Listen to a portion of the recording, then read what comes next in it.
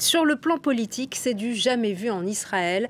Les Israéliens vont retourner aux urnes le 17 septembre, après les élections législatives du 9 avril dernier. Le Premier ministre Netanyahou n'a pas réussi à former une coalition gouvernementale. Le Parlement a voté sa propre dissolution. Bonjour Gauthier Rybinski.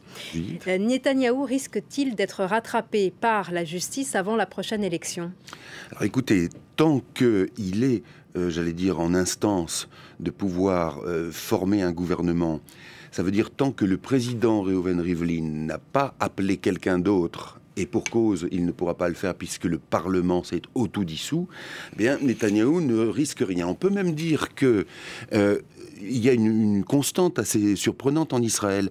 Un certain nombre de citoyens, et ils sont nombreux parfois, sont des manifestants, autant de manifestants contre justement Netanyahou, non pas pour sa politique, notamment dans le conflit israélo-palestinien, mais parce qu'il a au moins 3 affaires de corruption qui le poursuivent, qui le tiennent au basque.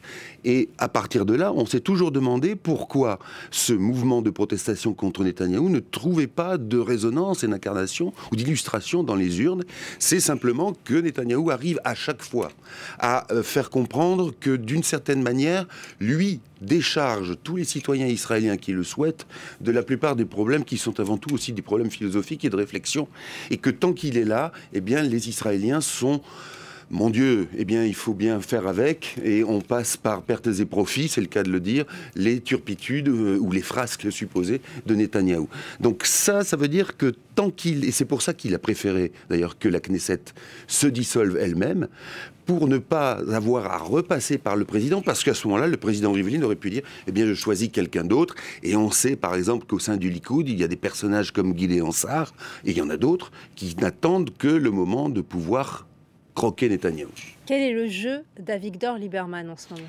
Il est très important, Avigdor Lieberman, parce que bon, alors, mettons de côté les ambitions personnelles. Lieberman a toujours pensé qu'il pouvait partager le pouvoir avec Netanyahou. Et l'une des solutions, d'ailleurs, serait qu'il se partage de 2 ans en 2 ans le pouvoir pour que chacun soit content et il n'y aurait pas fondamentalement de divergence idéologique. Sauf qu'il y en a une. Même si elle est employée par Lieberman comme un effet d'affichage, elle est réelle, celle de cette conscription. C'est-à-dire d'obliger, la conscription militaire, d'obliger les Haredim, les croyants orthodoxes, à faire leur service militaire.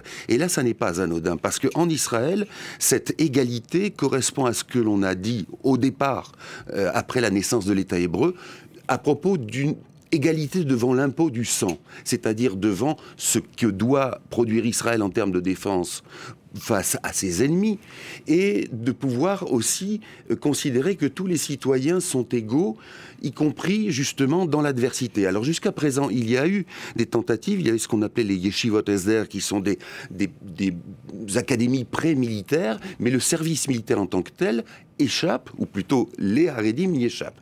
Et là, Lieberman sait très bien qu'il met de son côté un certain nombre d'électeurs, y compris des électeurs qui ne lui sont pas favorables par ailleurs, parce que c'est un homme d'extrême droite, mais sur la question laïque finalement de cette intégration des religieux au service militaire, il y a beaucoup d'Israéliens qui considèrent que c'est une mesure nécessaire, indispensable. Merci beaucoup Gauthier Rybinski pour votre décryptage. Merci.